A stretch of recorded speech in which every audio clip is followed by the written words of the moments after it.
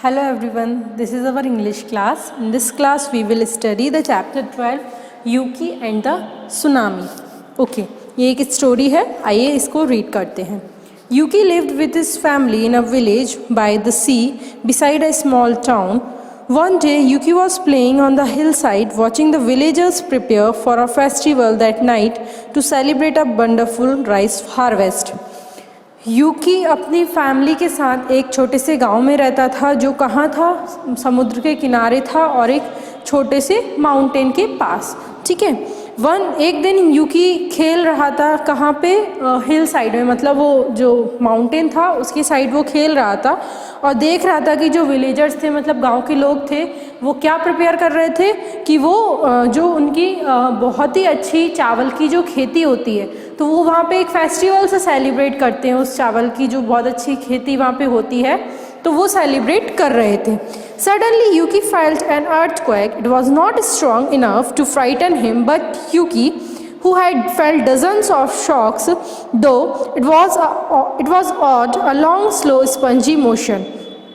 यूकी को एकदम से एक अर्थक्वेक महसूस हुआ. उसे ऐसा लगा कि जैसे धरती हिली है, शेक हुआ है. ठीक है. तो बट वो इतना ज़्यादा नहीं था, इतना तेज़ नहीं था, तो जिससे कि वो बट इतना तेज़ तो था कि जिसके कारण वो यूकी डर गया था. तो उसे ऐसा लगा, उसने ना कई सारे ऐसे शेक्स फील किए. ठीक है. तो उसे कुछ शॉक लगा और उसे ये थोड़ा अजीब सा लगा, थोड़ा धीमे. ठीक है. तो फिर Yuki saw something even stranger, और कुछ एक उसे अजीब सा दिखा, जैसे कि the sea darken and began running away from the shore very fast, leaving behind wide stretches of beach Yuki had never seen before. जो समुद्र जो है वो बिल्कुल डार्क हो गया था, मतलब बहुत अंधेरा हो गया और वो पीछे की तरफ रोल कर रहा था. तो ये उसे बहुत ही ज़्यादा स्ट्रेंज लगा. ठीक है. तो ही रिमेंबर, उसने ऐसा पहले भी कभी नहीं देखा था. He remember his grandfather warning. His grandfather had told the body how his own father had told him just before a terrible tidal wave the sea suddenly and quickly rolls backward.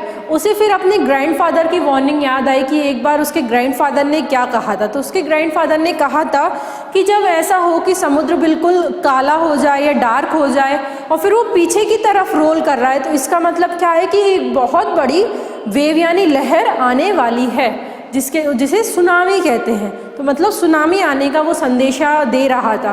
ठीक है. तो उसे अपने grandfather की warning याद आई. तो वो कहता है सभी से, Yuki ran down the mountain side to warn the people many had gone to beach to explore the new stretch of sand. वो माउंटेन साइड में सभी को वार्न करने गया कि यहाँ सुनामी आने वाली है. तो बट सभी लोग क्या करते हैं, जब वो समुद्र पीछे की तरफ चला गया तो जो बचा हुआ पार्ट है बीच का, अब जहाँ पे पहले वो बीच पे जो पार्ट नहीं दिखता था, जो पानी से कवर्ड रहता था, अब वो दिखने लगा. तो सभी लोग वहाँ पे देखने के लिए चले गए कि ये बीच में कई सारे हमें शेल्स मिल जाएंगे या जो भी जैसे कि वो होते हैं ना शंख वगैरह, ये सब देखने के लिए वो लोग चले गए कि समुद्र तो पीछे की तरफ हो गया, तो जो जिस जगह पे पानी रहता था अब उस जगह पे पानी नहीं है, तो वहाँ क्या है. तो ये सब देखने के लिए लोग वहाँ पे चले जाते हैं. तो यूकी कहता है get back there is a terrible danger. सभी लोग पीछे जाइए, या ये बहुत ही बड़ा खतरा है. ठीक है. तो what are you talking about, Yuki laughed his neighbour. तो उसके जो नेबर थे उन्होंने उसको ज़्यादा सीरियसली नहीं लिया. नेबर मीन्स पड़ोसी. ठीक है. तो उन्होंने सीरियसली नहीं लिया, वो उसकी बात पे हंसने लगे. Look at all the beautiful shells on the beach. और कहने लगे ये जो इतने सुंदर सुंदर शेल्स ये बीच पे डले हुए हैं, तुम इन्हें देखो. तो यूकी बोलता है no you don't understand, tried Yuki run away up to the mountain everybody now but no one listen. वो कहता है नहीं तुम्हें समझ नहीं आ रहा है, और वो रोने लगता है और कहता है सभी लोग यहाँ से चलो, माउंटेन की तरफ चलो, क्योंकि बट उसकी बात कोई भी नहीं सुनता है. ठीक है. Desperate Yuki could think of only one thing to do. He lit a torch and hurried with it to the fields. अब उसने सबको वार्न कर दिया, फिर भी उसे वही लगता है कि सुनामी आने वाली है. तो उसके मन में एक आइडिया आता है. वो क्या करता है, वो सोचता है कि अब इसके अलावा मेरे पास कोई भी रास्ता नहीं है इनको बचाने के लिए. तो वो क्या करता है, वो एक टॉर्च जलाता है और खेतों की तरफ भागता है। तो वहाँ पे कई सारे राइस स्टैक मतलब बहुत सारे जो राइस फेस्टिवल मना रहे थे, वो राइस की उनकी फसल हुई थी, तो वो जब वो काट के रख लेते हैं ना, इकट्ठा कर लेते हैं, तो उसको स्टैक बोलते हैं, ठीक है। तो वो रखे हुए थे और वो stood golden and dried in the sun, वो बहुत ही सुनहरे और धूप में सूखे हुए बिल्कुल थे, बहुत ही अच्छी फसल थी मतलब। He use the torch to set them all on fire, terrified he began screaming fire fire.